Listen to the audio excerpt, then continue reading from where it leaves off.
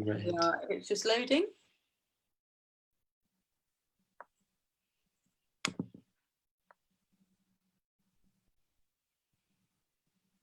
Okay, so hello everybody. I just need to find my way back to my Zoom meeting. There we go, here we are. So good evening everybody. We are now streaming live on Facebook. It's very strange because I can't really see it live streaming on Facebook. But welcome to our poetry evening. We are very, very grateful to be joined by Bryar, Bajalaan and Zêdan Xelef.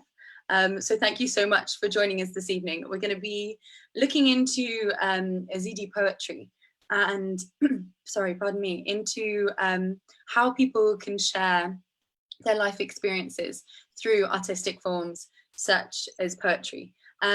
So thank you to everyone who is watching so far. I obviously can't see, but just to let you know, if you have any questions at any point throughout, just comment them on the Facebook live stream, and I'm sure Bryar and Zêdan would be happy to answer them for you, hopefully. And then, yeah, just to let you know as well, there might be some words in some of the poems that some people might find offensive. The reason that these words are in there are to keep to the authenticity of the poem and to the way it was wanted to be written by the poet in the first place. So just a warning of that. As I said, if you have any questions, just pop them on the live stream and we'd be more than happy to answer them for you. So without further ado, I'd like to introduce our two wonderful guests of this evening. Thank you so much for joining us. So I wonder if the two of you would mind introducing yourselves briefly. So Bryar, maybe first, and then Zêdan, could you go afterwards? Thank you for providing this platform, and it's great to meet you again after being away because of this coronavirus situation. So I haven't seen you for a while in the university, and it's also great to see Zêdan again. We have worked together a lot, and we have a lot of stories together, and it's really great to see him again. And so me, I'm a poet and translator and a filmmaker. Worked in Kurdistan in the Center of Art and Culture at the American University of Iraq Slemania, Kashkool. And I'm currently pursuing my master's degree in Middle Eastern Studies at the University of Exeter in the Arabic and Islamic Studies. And that's all. And that's where we know each other from, obviously. So I Yes. study Spanish, Arabic and Farsi at the Institute in Exeter. So that's where we've met each other. Yeah. So I don't actually know Zêdan. So Zêdan, it's so lovely to meet you. It's so lovely to meet you too. I want you to tell us a little bit about yourself as well for everybody who is kind of tuning in. Okay. My name is Zêdan Xelef. I write, I translate, and I work at the Kashkool, the Center for Art and Culture at the American University of Iraq Slemani. University of Duhok graduate. Like I studied translation at the University of Duhok. I don't remember anything else about myself. Honestly, exactly the same as me. Yeah. Well, it's, as I say, it's such a pleasure to have you both joining us this evening. And as far as I know, Zêdan, you're joining us from Kurdistan this evening. Yes, I'm joining you from Kurdistan, from Slemani specifically. Yeah. Wow, so thank you so much. Of course, my pleasure. From Cambridge, and Bryar, I think you're in Exeter at the moment. Exeter, yeah. Well, I mean, there are positives to having lockdown, aren't there? We might not be. Yeah. So thank you for joining us from so far away. Thank you. So obviously this evening we're speaking about Êzidi poetry, and we're speaking about kind of displacement and stories to do with that. I wonder if one of you could briefly explain, maybe Zêdan, could you explain for the people who are watching who the Êzidi people are, and currently, I guess, kind of why they are displaced. I wonder if you could explain that for us slightly. Yeah, Êzidis are like a religious or ethno-religious minority in northern Iraq, and they live in Armenia and also in the diaspora in Germany, like Belgium, Sweden, in 2014, like the Islamic State attacked Shingal, my homeland, and due to that, we became displaced. Like, Okay. So obviously, also there are many people displaced kind of throughout the world. There are also a lot of people who are internally displaced people, and throughout the poems you'll be hearing the word, well, not the word, but the phrase IDP used, and that refers to internally displaced people. So I wonder as well, it's been great to kind of hear a little bit of an intro. I wonder if you could tell us about your own experiences of displacement, maybe. I don't know whether or not, Bryar, you would like to start on that? I think the best narrator would be the poems itself. Okay, well, fantastic. In that case, I think we might have had Zêdan, who is... Do you agree, Zêdan? I think the poems are the best narrators of how life does look like as an IDP, right? Or a refugee. I'm sorry. I'm saying, like, do you agree? I'm saying, do you agree with me? I think the poems are the best narrator of to narrate how life looks like in an IDP camp. Is it a question to me? For me? I'm saying the poems are the best narrators of explaining how life looks like in an IDP camp. I don't know if I have to agree on that, but it's a good point. At the end. We have quite a few poems this evening that you're going to be reading for us. You're going to also be reading them in a number of different languages. So I know that, for example, we have kind of poems in Kurmanji, we have poems in Arabic, and we have poems in, is it Solani? I don't know whether or not. Yes. Sorani. Sorani. So I wonder, could you tell us, and for the people watching as well, what is Kurmanji, what is Sorani, and kind of what is Arabic, if you like, as well? Do they speak them in Kurdistan? So Kurdistan is an autonomous, semi-autonomous region inside Iraq, and so in the region itself, like, it is very much mixed, and there are people speaking Turkish, Kurdish, Arabic, Farsi, and like really different languages. And for Kurdish too, it's like really there is like different dialects. And Sorani and Kurmanji are like two different dialects in Kurdish within the Kurdish language. There are many other dialects too. There's like Horami, Gorani, Kalhuri, like really different dialects. But like I think Sorani and Kurmanji are the main dialects in Kurdish. Okay, thank you. So we'll be hearing poetry this evening in English, Arabic, Sorani, and Kurmanji, which is excellent. So thank you. I think we're going to begin this evening with a poem from Bryar. I wonder, do you mind if I introduce this ever so slightly? Yeah. So you obviously sent this to me before, and I've obviously read through all these poems before we're doing them this evening. And the piece that you wrote me before the poem kind of really stuck out for me. So you wrote to me that you wrote this poem here to connect between Exeter and what was happening in Rojava when it was being attacked by Turkey with missiles. You were worried about your friends there while you were eating at McDonald's. Turkey launched 181 missiles on the first day that mostly targeted civilians and children. So I wonder if you would read that poem for us. Yep. McDonald's. Standing, waiting for my sandwich. Packed with people. They better be quick. Delivery number 181.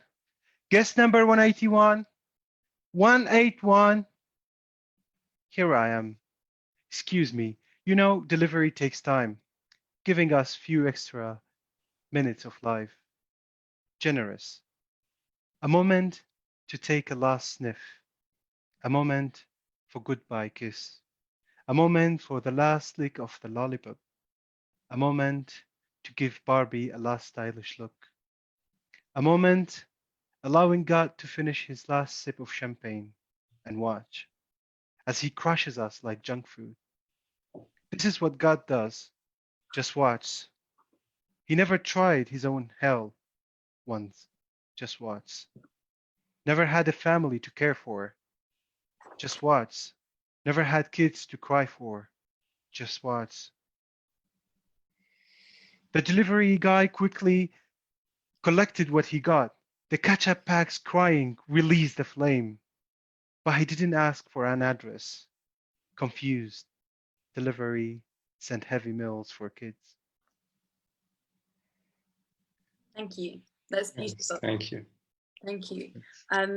I think personally, I think it's amazing kind of being able to draw the comparison between Exeter and Rojava, because it must have been so tricky for you, kind of being so far away from what was happening.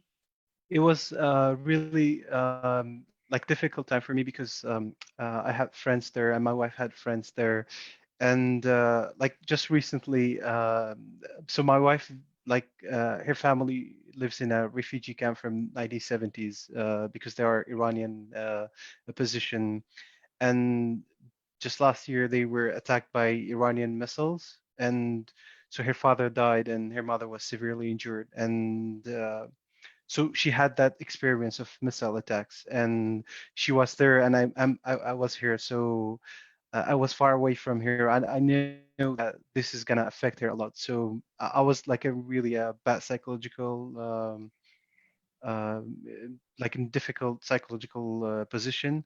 So like I just went to the McDonald's and felt how to make bridges between me and my own wife or my own community, and I just tried everything. Like for example, the ketchup packets were written on it like release the flavor, but I changed it here to release the flame, and so everything is like transferred from McDonald's to make that sense. Yeah, I mean, I think that's great as well, because even in the UK, we're so far away from it. Sometimes it's really hard to kind of understand what's going on. So Yeah. to bring it back to McDonald's, which is something everyone knows, it makes it tangible almost. So thank you. That was beautiful. Thank you. Actually, I wonder, before the next poem that we're going to have, I have my phone just here so that I can see the questions that people are asking. And I've had a couple of questions that have come up. This one is from, and I'm really sorry if I pronounce his name wrong, but this is from Alan. So he wanted to know whether or not you identify yourself as more Kurdistani or more Iraqi. So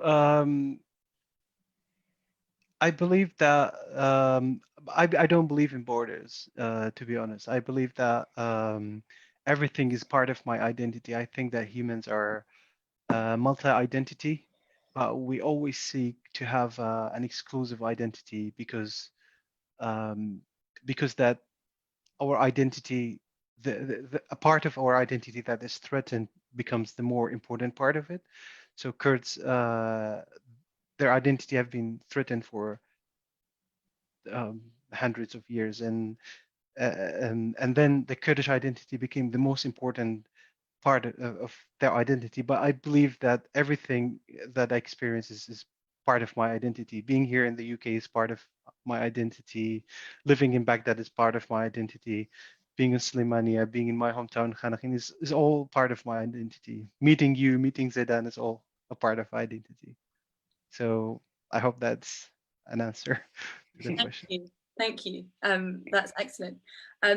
I mean, so we're just about to move on to our next poem, and I apologize if there's any rustling of paper. I've got all my plans over my desk. Our next poem is called What is an IDP Camp? And this is a poem written by yourself, Zêdan. So Zêdan is going to read this in Kurmanji, Bryar is going to read it in Sorani, and then I'm just going to show it in English for us just now. So I will put this one up here in English. Let me just share it. Sorry, 1 second. So it's just here. So Zêdan, would you like to say anything before you read the poem? You don't have to, it's up to you. Just read the poem. Okay, no worries. Will I have it up? I don't believe in introductions to poetry. So Okay.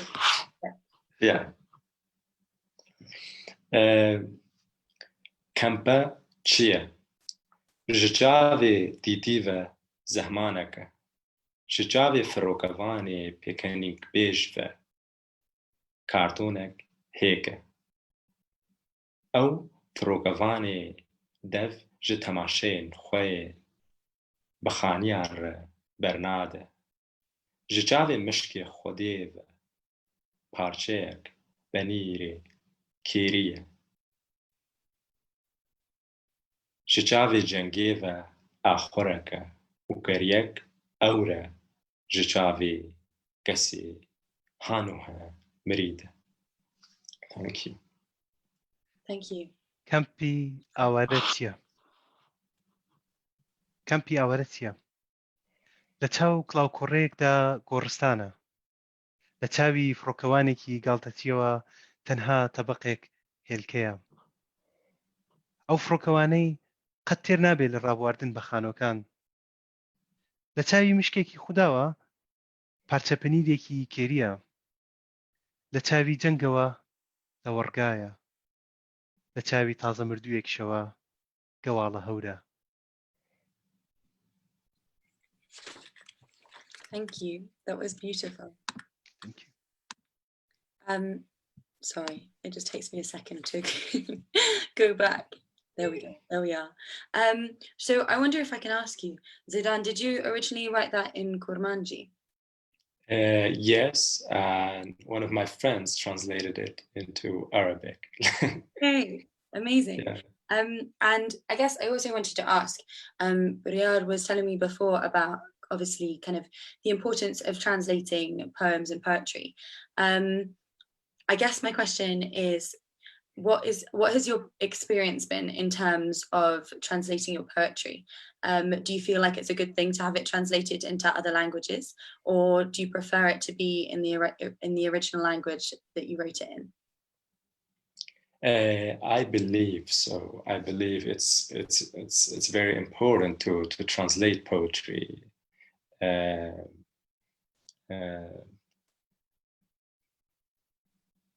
Like we have known, like I believe that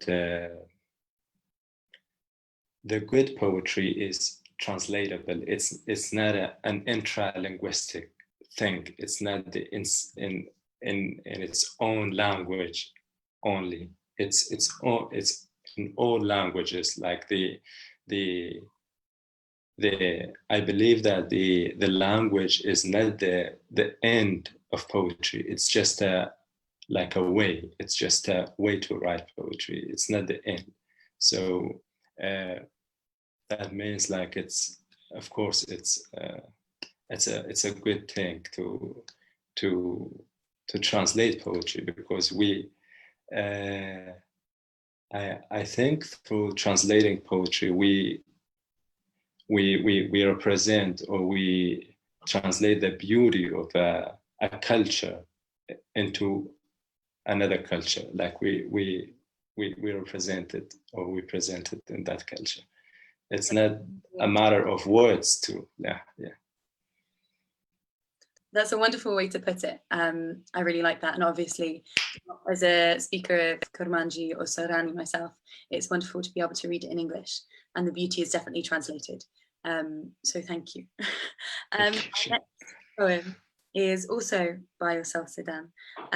This poem is called Two Poems in an Incomplete Poem. And Bryar is going to read this one for us in English. Yep. So this poem is translated by the author, David Shook, and me. Two poems in an incomplete poem. For every 50 destroyed towns in this country, there is a poem as empty as the country. And for every camp built, a long poem, longer than the range of a missile, deeper than the wheel of a billion, which we never get to fall into. Wider than Sasha Gray's vagina, which is closer to the eyes of an IDP than anything else. Let me tremble. Broader than the space occupied by the stench of Safine's armpits. A deep breath, and I will return. Larger than the earth. Bolder than a tongue insulting the camp manager. Kinder than my middle finger, which still rise toward the world whenever I hear the word life. And lighter than the high from a prostitute's mouth. Filled with more meaning than a cemetery. Simpler than pitching a tent. More complicated than breathing in it. Thank you. I really like, and we spoke about this before, the fact that the authenticity of the poem is carried over. I know that you put your middle finger up in the middle of the poem, which, as far as I know, is something, Zêdan, that you meant it to kind of be done across into other languages as well. Sorry, I couldn't. No worries. So when he wasn't on the stage when we read his poem, so he read his own poem in Arabic, and then when he reached that part, he raised his middle finger toward the audiences, and I just wanted to preserve what he wanted. So can you talk about that, Zêdan? It was to the world, not to the audience. Yeah, that's what I said. And the audiences are part of the world. The evil of the world. That would. I'm going to refer to my friend and collaborator, our friend and collaborator David's article, and he explained that, and he said like he raised his middle finger toward the world and the audiences who watched their community being killed and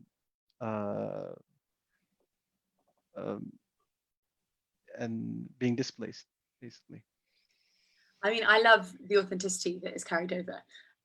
So I think it's great because it's a people poem, you know, poetry are written by people, and it's very much emotive and emotional with it as well. Our next poem is In the Camp's Kindergarten, which Bryar is going to read in English. This is another of yours, Zêdan. Yep.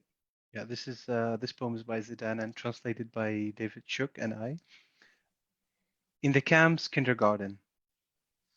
In the camp's kindergarten, I asked each child to draw something missing from this world. Each one of them drew themselves. In the camp's kindergarten, I asked them to erase something from this world. And they agreed, despite their daily struggles, from every direction, with less than a single liter of tears. They erased the world. Today, when the UNICEF ambassador, whose intention I have not confirmed, visited the kindergarten, he asked the children what they hoped for. Unanimously, they requested the orange uniforms of street sweepers so they could search through garbage bags freely, without being bothered by those policing their dumpster diving, demanding a portion when they find pieces of candy thrown away by mistake. Today, we distributed candy to them. Each of them tossed their piece into a garbage bag, then went digging for their eroded dreams. I asked them to choose a song for us to sing together in our annoying voices. Everyone said, wanting to be. As for me, I stumbled over what they said. I shook my head, replied that Anne Sexton's wanting to die had not been put to music. I painted a fake smile on my face. Then I failed once more to find my voice. Thank you. Thank you. I just want to say again how much of an honor it is to have the poet himself and also the translator here with us, or one of the translators, sorry. Obviously we don't have David Shook with us this evening, but thank you, because your words, I think, put something into time that can't be erased. You have seen kind of, you know, the kindergarten, you have seen the people in the camps, you know what the situation has been like. And to be able to then read that in another language, in English, is amazing. You have really kind of captured a period of time and put it into poetry. So thank you for that. It's very, very beautiful. Before we move on, I actually have another question. I've been keeping my eye on my phone so that I can check. So Zêdan, this is a question for you. This is a question from a lady called Kate Denerias.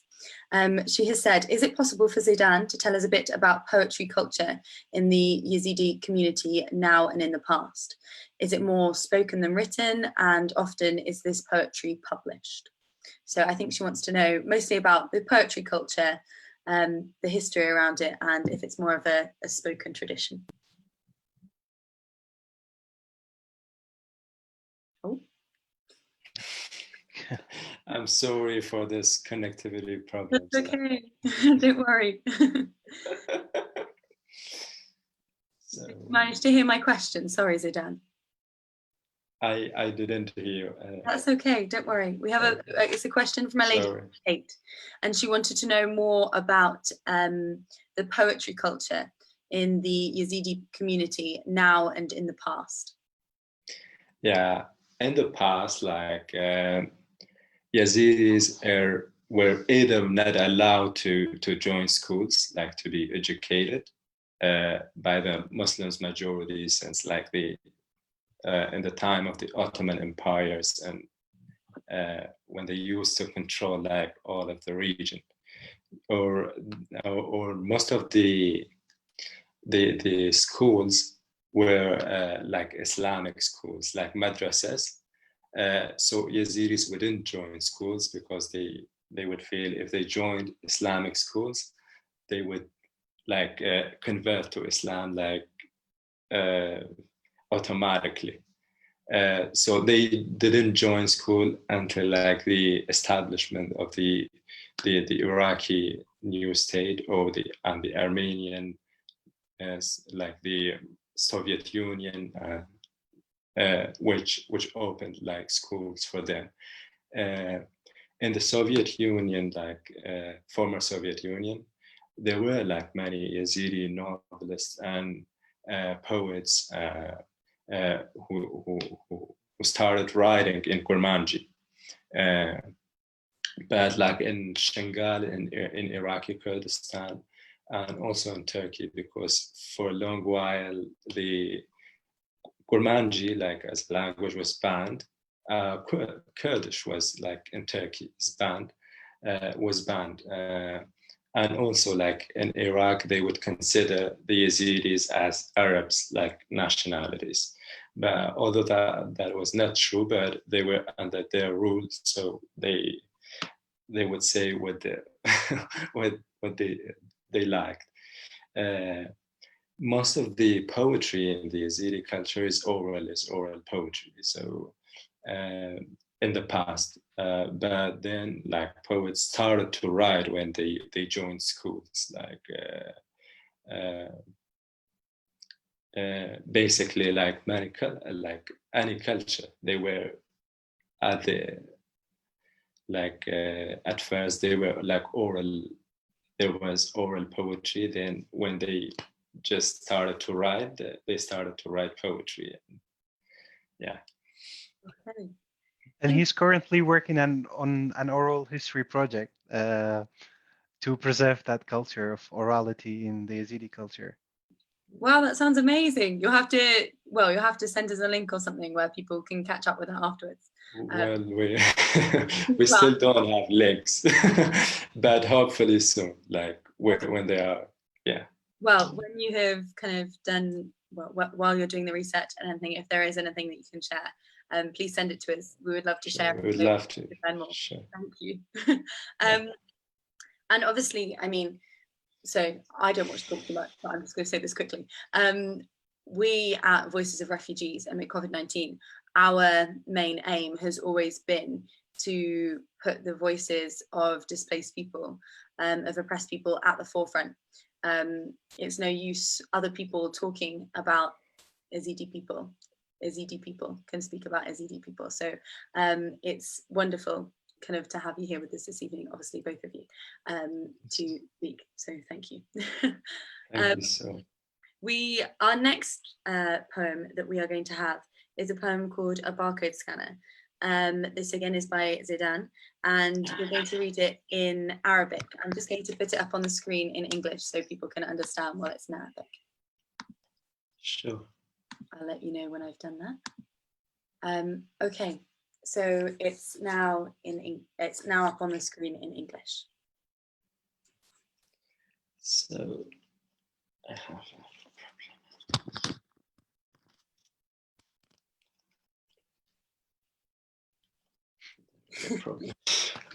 Don't worry, we can still hear you.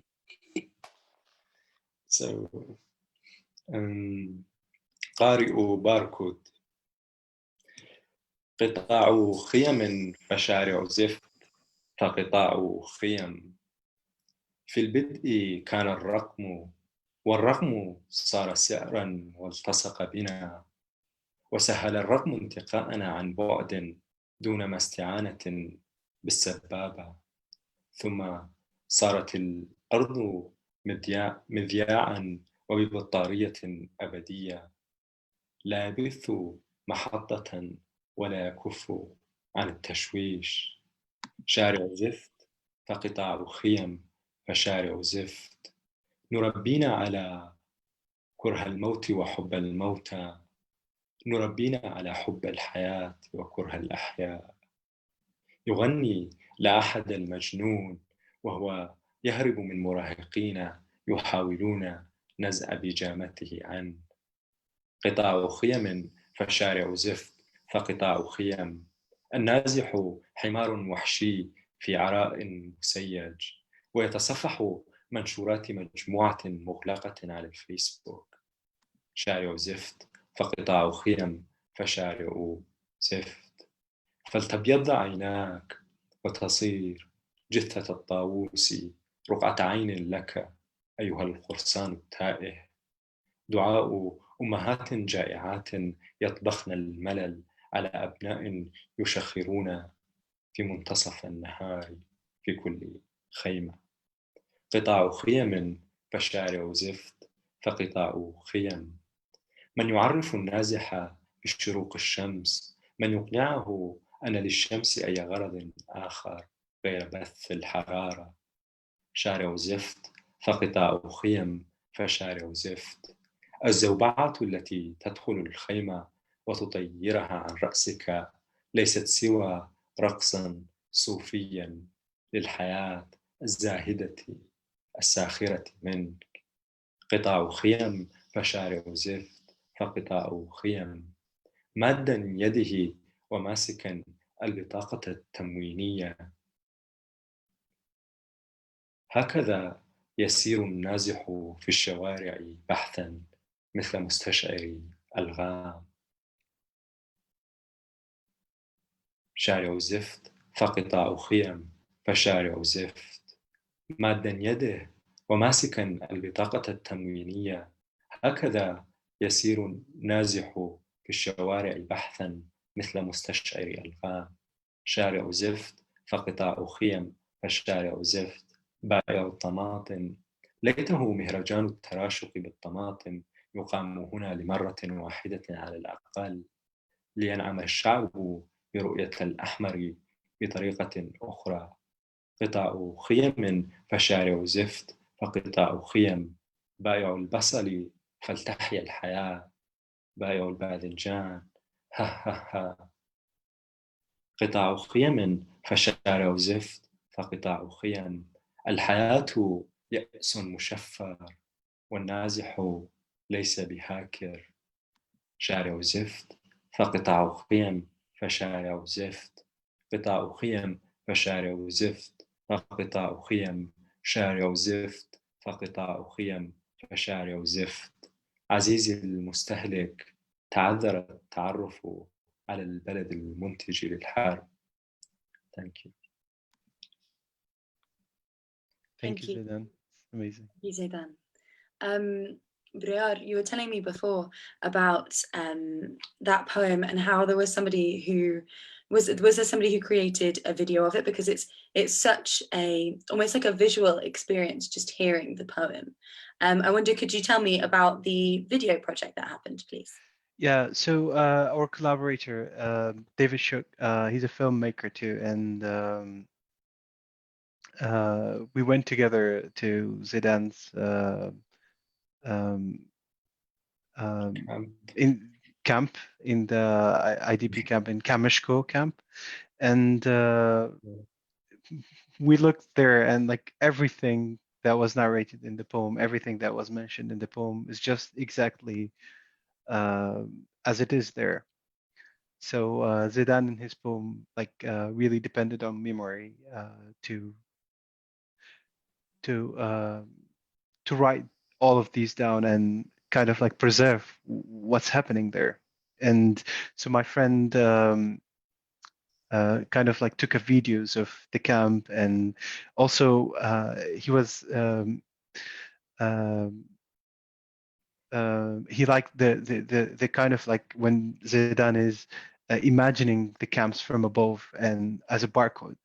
Uh, he took a drone footage of the camps from above, and it looked amazing, I think. I don't know if it is online on Vimeo, but I'll try to tell him to put it on Vimeo, and if it will be available, then I will text the link to you so you can post it.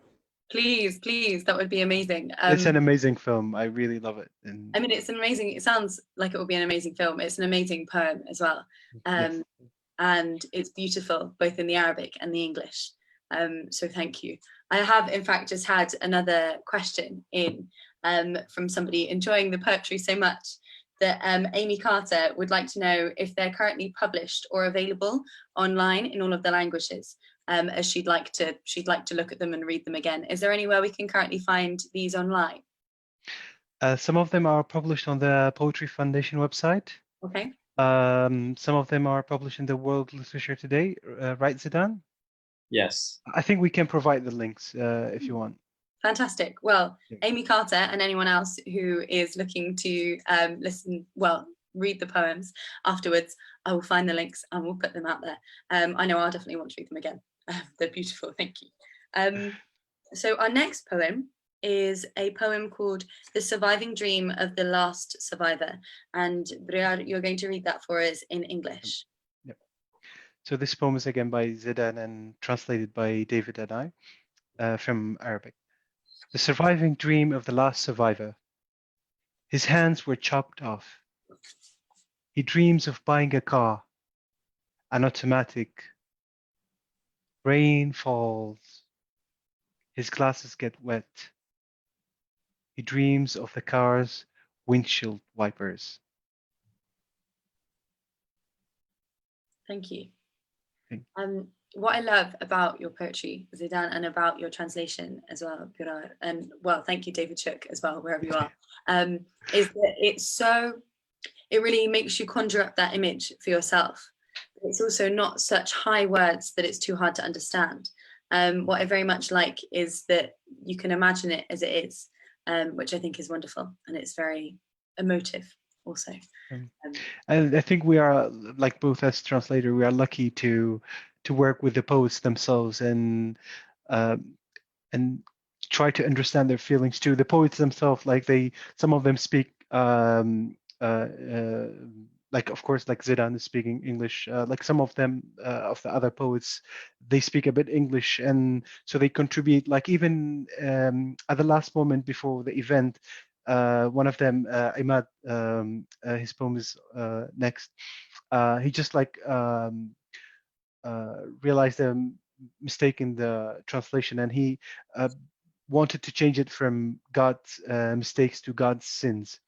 So we talked with each other at the last moment, and then we changed it to God's sins. And both David and I and Zidane, for sure now, is worked like extensively on poetry translation, and I worked with Alana Labrousse and Exeter University PhD alumni, to translate poems from the 19th century. Unfortunately, we don't have the poets themselves alive, but we depended on secondary sources, reading a lot of secondary sources to realize what these words exactly mean.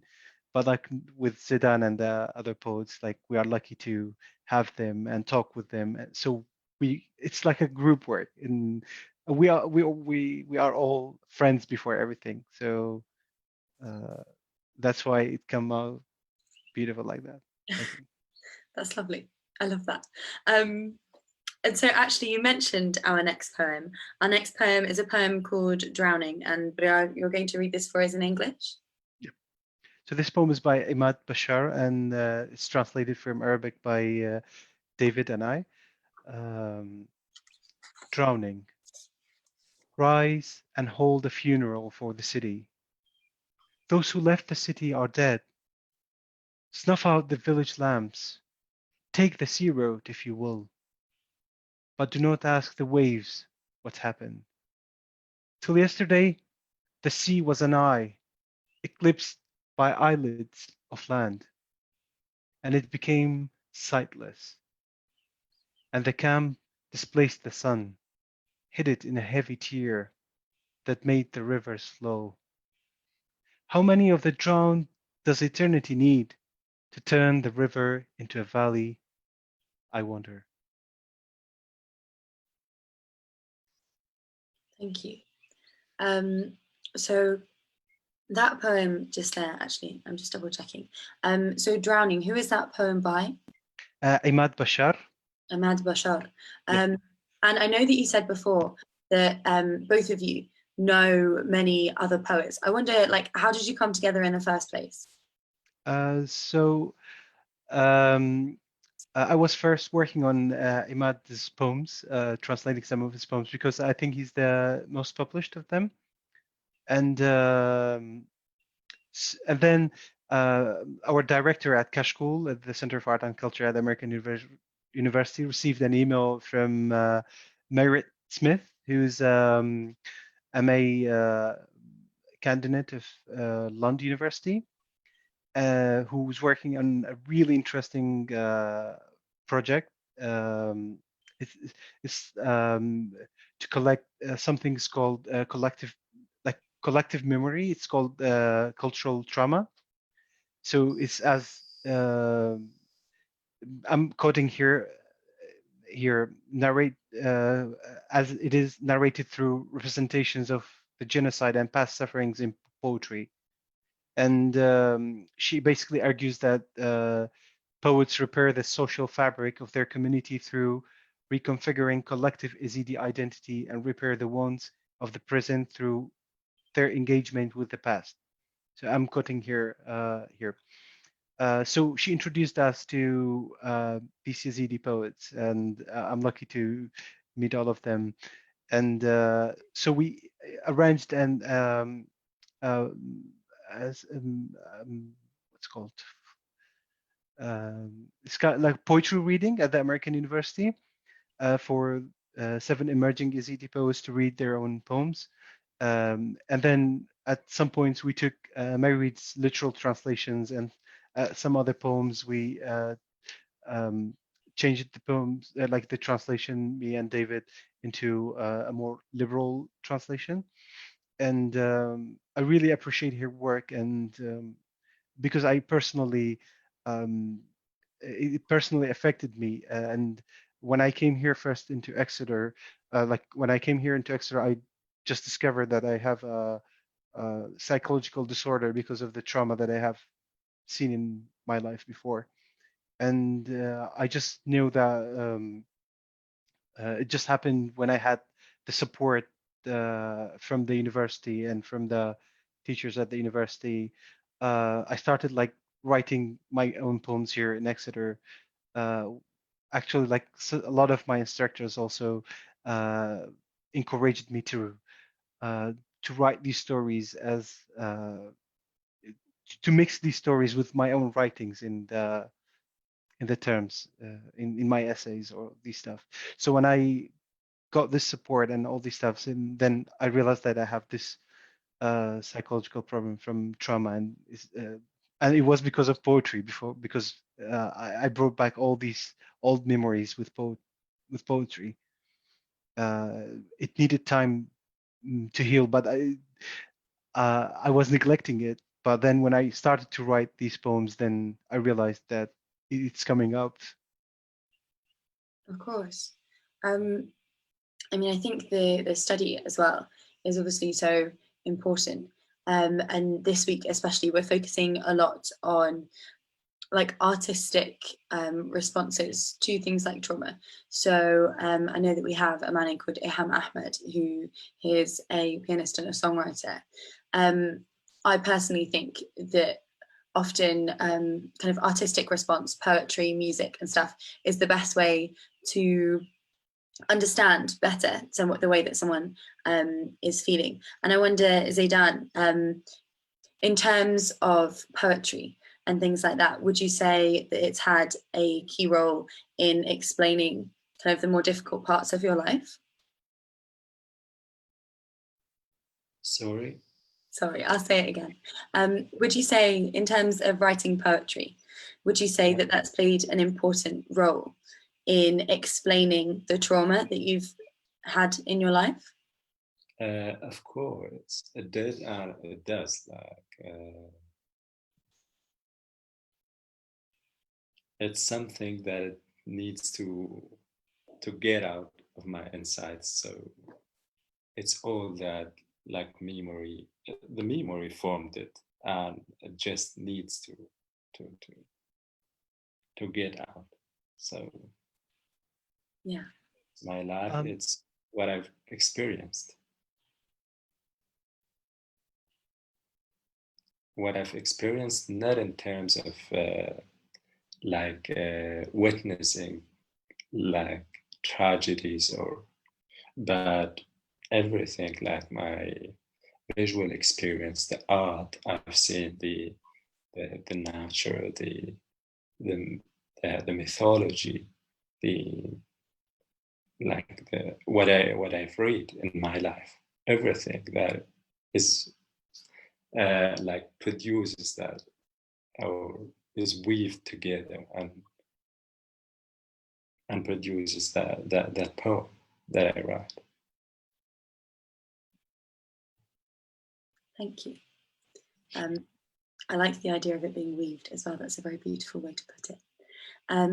We now have another poem. So this poem is called The Story of Two Tents. I do believe that, Zêdan, you're going to read this in Kurmanji, and I'm going to put it up on the screen. Yeah, it's written by Jaff. Sorry, Yes. it's written by Jaff. I'm sorry. Yeah. It's fine. I just now put it up on the screen in English. Yeah. And this is called, oh, hold on, wait a minute. Is it this one, The Surviving Dream of the Last Survivor? No. It's further down. Is it this one? It's yes, that. The Story of Two Tents. Apologies. No worries. Chiroka do khivata. Roger Sedjari. Hawl dem vizaro yitib gehin. Khova shartna lepish dergahate. Shuna serban. دیتنا مریشک و باران لپنجرێرە جوحتك بێلاف هەنێ ئەفسانەیەک. Thank you. Thank you. That's wonderful. And as I said before, it's also just so beautiful to hear it in Kurmanji as well. So thank you. We have another poem now, again from another poet. This is by somebody called Sarmad Salim. And Bryar, you're going to read this for us in English. This is by Sarmad Salim, translated by David and me. They were Êzidis, so sorrowful. They rose without even wanting to. It was life. The windows facing the 5 directions have been shut before them. It was the sea. It was the road to Germany. There was the ship. It was a drowning. The fish were happy. Thank you. Again, so as we were just saying before, I would just thought, in case anybody who's just tuned in, we'd just do a brief recap of who everyone is. So my name is Daisy van Leeuwenhill. We're here with Bryar and Zêdan, who are both poets. Bryar also does translation. Zêdan, do you also do translation as well? Yes. Okay, so 2 translators and poets all at the same time. How exciting. And this evening we are reading and talking about Êzidi poetry. So we've listened to some very, very beautiful poems so far. We have another poem now from another poet who is called Reham Barakat. And Bryar, you're going to read this for us in English. So Reham is the only woman who participated in this event, and so as we see, like, her poem is very different than the other poems, and it is, I think, because of the different ways in which women and men experience violence. I have become torn, dirty clothes, trays with filth, a corpse, a vessel for lost's thirst, thrown as a dice on the game board of politics. Once a fatwa sung by paying sheikhs, and once a cause banged on about. Your tasteless dreams brought me disgrace. Redeem me from your shame, from your oozing plans, from your cause. Your cause is a lie, and your promises are lies, and your speeches are lies, and your civilization is a lie, and your history is a lie. Redeem me, redeem me. Thank you. I think really what comes through from all of these poems, and then also from this one just here, is a real longing for the people to understand and to hear also as well. I know that obviously previously, kind of earlier on in the year, there was a large amount of shelling of missiles that went into Rojava. I wonder if you could, I know it's a huge topic, but very briefly explain for us the current situation of Kurdistan and the Kurdish people. So I'm from Kurdistan of Iraq, and I'm mostly like updated about there now, and it is like it's very complicated. I don't know. That's a very complicated question, but but like, I mean, maybe in just on Kurdistan of Iraq, I mean, it's like still there is like really negotiations between the Iraqi government and the Kurdish government without making any sense, and they never get to agreement, and people are not receiving the salaries, and recently the COVID-19 is spreading everywhere, and they don't really have the ability to control it, and I think it's going out of the hand, and it is I don't know if that is a good question, a good answer, but like, it is very complicated. I mean, just yesterday, like, Turkey launched another operation against what they call PKK, but it's actually against Kurds. So because they shell Shingal mountain, like the Yazidis, some families were just returned to Shingal, and they were horrified by the Turkish shelling. They just bombarded like a few Kurdish towns here in Iraqi Kurdistan. So, and they are in a war in Rojava. Like they invaded like the northern Syria of the semi-autonomous region of Rojava. So yeah, it's much trouble. Yes, of course. And it's like, I think as well, it's such a huge topic, and I know that that's a really, really tricky question to answer.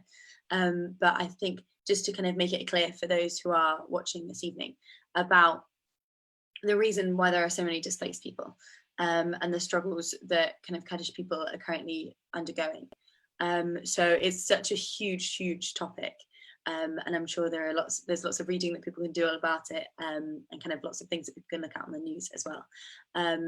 But yes, as we say, it's what is great kind of through this evening and through listening to the poetry, as well as just being blessed by beautiful words, is that I think it gives us an opportunity to kind of just hear people's voices, who have previously been silenced.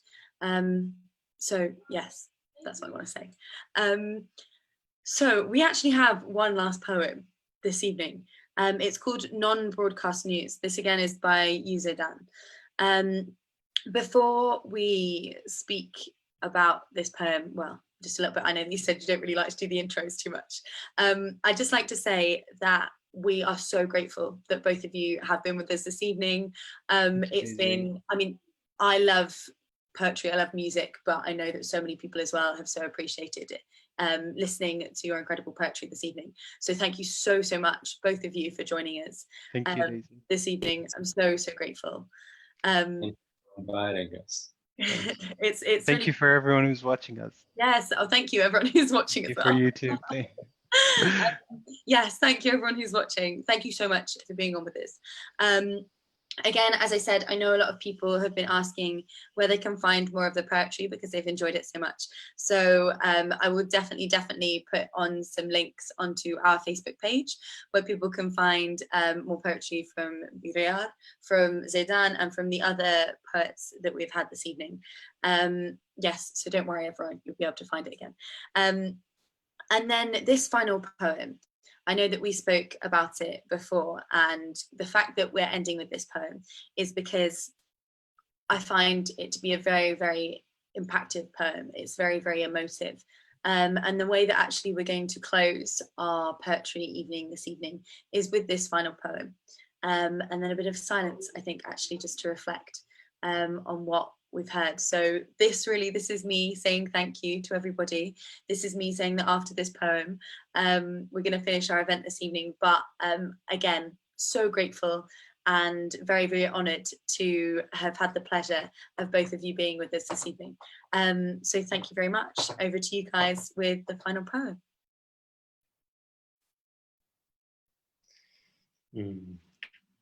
خبر غير قابل للإذاعة. اليوم شبت النيران بخيمتين، صرخ الأهالي، بكى الأطفال هاربين بمؤخرات عارية من الحمامات، غير أن قناني الإطفاء نسيت دموعها. لم يخمد الحريق. هل عرفت الآن لماذا يسيل الماء من آذاننا كلما سمعنا صراخا؟ أتت سيارة الشرطة. سألنا أين سيارة الإسعاف، بل أين سيارة الإطفاء؟ قال الضابط لا فرق. صراخ السيارات الثلاث واحد، وإنتاج الدموع مهمتكم أيها النازحون. لم تكن هناك خسائر بشرية كما ذكر مدير المخيم لقناة محلية. ماذا عن الطفل الذي ولد قبل البارحة واحترق في مهده؟ صحيح أنه صرخ لمرة واحدة أو مرتين، ولكن لم يكن قد أنتج دموعا بعد. لم تكن عيناه قد تفتحتا. لم يسمع دللول وأي مما شابه من تنهيدات أمه. لم يحمل من الألم ما يكفي لنقول عنه نازح. صرخ بي الصحفي. كيف لنا أن نكتب في شريط الأخبار بقلب كاذب؟ مات إنسان جراء حريق شب بخيمتين. أين الخسائر البشرية في ذلك إذا ما مات نازح؟ Thank you so much for listening. Bryar, are you now going to read it in English for us? Yeah. Thank you. Non-broadcast news. Today, a fire broke out in 2 tents. The family shouted, the children cried, and ran bare-assed from the bathroom. Still, the fire extinguisher ignored their tears, and the fire was not extinguished. Do you understand now why water drips from our ears as soon as we hear screams? The police car came and we asked, "Where's the ambulance? Where's the fire engine?" The officer said, "There is no differences. The three cars scream the same. But the production of tears is your responsibility, oh IDPs." There were no casualties. The camp manager told the local channel, "What about the newborn who burned in his cradle?" It is true that he cried out once or twice, but he didn't produce any tears. His eyes were not yet open. He did not hear his mother's familiar sighs or lullabies. He had not yet endured enough pain to say he was an IDP. The journalist shouted at me, "How can we write the news ticker with a lying heart? One person died as a result of a fire in 2 tents. What are the human losses if an IDP dies?"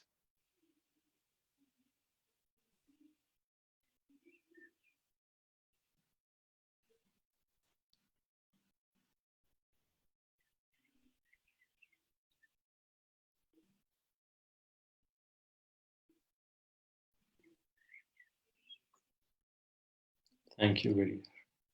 Thank you. It was beautiful. And I have just had written at the end, really, it is time to act. It is time to say that human losses are great if an IDP dies. Thank you both so much. Thank you so much for the poetry. Thank you for sharing your voices and sharing voices of those who aren't with us this evening. It should be broadcast news when people die, and it should be broadcast news. The poetry from Êzidi people. So thank you so much to everyone who's watching. Thank you for watching. And I will make sure that you'll get to hear this wonderful poetry again. We're now going to sign off. Thank you so much. Thank you. Bye.